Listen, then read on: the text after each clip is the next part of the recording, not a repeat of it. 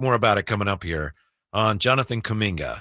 You had Shams talking about it. You had Slates was on NBA Today talking about it. And Sam Amick wrote something about it in The Athletic today.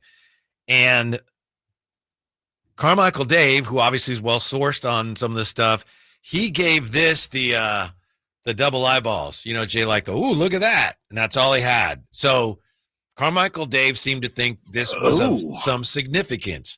Here's what Sam Amick said. Team sources say the Kings are under the impression that Kuminga does, in fact, want to play for them. The Warriors shut down talks with both teams earlier in the summer, but could always pick up the phone at the 11th hour. As it relates to the Kings, who have offered veteran guard Malik Monk and a protected 2030 first-round pick to the Warriors, while agreeing to give Kuminga a 3-year, $63 million deal, their insistence on including protections on the first-rounder remains the main obstacle to a possible deal. If, Sam Amick says, and Dave gives it the double eyeball, if the protections were dropped completely, there are some stakeholders who believe the Warriors would likely change their stance. End quote. Yeah. Would you drop the protections completely, Jay? No.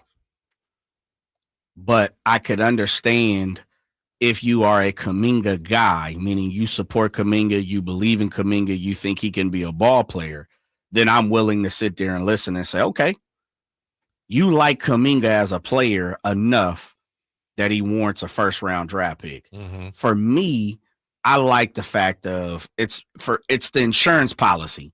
Like, I think Kuminga's a ball player, but I'm not 100% sold. So I'm with Scott Perry, BJ Armstrong, Paul Johnson. I'm with those guys. I'm going to continue to keep the insurance policy in my back pocket. Yeah. And that's the way I like the way they're going about it. Even if ultimately that prohibits you from making the deal. Yes. I think you're right. I mean, I agree with you. Okay. Yeah. I would like to see it happen because, again, it'd be so interesting, but I think that's a smart way to go about it. Yeah. But if you are in it, you have to be a Kuminga guy, right? Meaning you have to believe in what he's going to produce down the road. Yeah. I love the 3 for 63. That's spot on.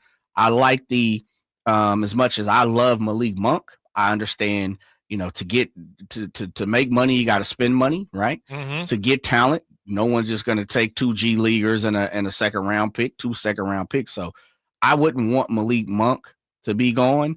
I would prefer someone else out the backcourt to be gone. Who that person is, haven't even thought about it. Mm-hmm. I just know I like Malik Monk and what he brings to the table for this team. But I also understand, same thing, you got to give up some talent to get talent. Yeah, I wouldn't do it. But if somebody with the Kings, if they really are pro Kuminga, if they're not like, it might work out here. If they're like, this is a great fit, they should do it. Because if you trade that pick and you get Kuminga, it's like you're using the first round pick on Kuminga. A 20, mm-hmm. What is he, 23 now? 22. Did he turn 23 yet? Yeah, that's a decent use of a first round pick. Yeah. If you really believe in him, which I don't. But if you do, you should do it. And that's the thing. I think you guarantee this is where we're at. He is a guaranteed 15-point scorer in the league. I think with more opportunity, he could probably ramp it up to 18, 19. At the highest peak, I think Kuminga's probably knocking on the door of an all-star. Mm-hmm. He has that type of talent.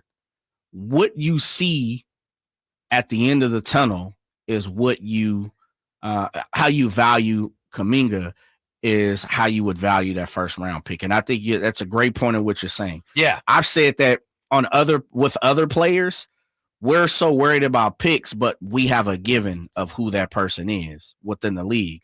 So I can understand the conversation and the argument for Kuminga.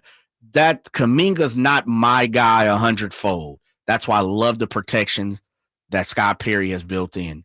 But if you are a Kuminga person, if you think, like you said, he can be something, I understand our argument. Right. He's 22, going to be 23 early October. But there's also this.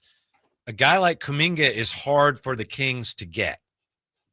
Great point. And now you have it laid out for you where there's a way to get him. True. And if you're just if you got like BJ Armstrong apparently really likes his game, is on record as saying that, you gotta pull the trigger.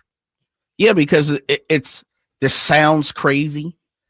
and I don't need anybody coming at me to get here we go, a top flight, all-star potential caliber player, to get him for a first-round draft pick and Malik Monk, who's one of the top 3, 4, 6 men in the league.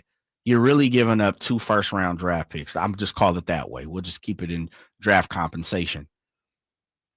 Name another all-star potential guy that you can get for 2 first-round draft picks. When we see the Rudy Goberts, when we see, some of these trades get so insane, 4, 5, 6 picks, you're getting him for 2? Yeah, and only 23. So you basically would be using the draft pick on a 23-year-old who's spent already 3 years in the league. True. Very true. And he is a known commodity, would you say? Like, we know he can play NBA hoop. Like, he's an NBA like player. You said, he's got experience, but I don't know that anybody knows for sure how good he's going to be. Well, I guess, okay, let me rephrase that. We know he's an NBA player. Yeah. Okay. In 2030, we can take a top 10 guy, and we don't know. They could come right out and be Anthony Bennett, is what I'm saying. We know at this very moment, Jonathan Kuminga is going to be in the league for the next 6 years. The floor that he's established is like, he's an NBA player. Right. A starter, caliber type guy. How low would you guys go on the protection? Top 7 protected? That's from Rob M.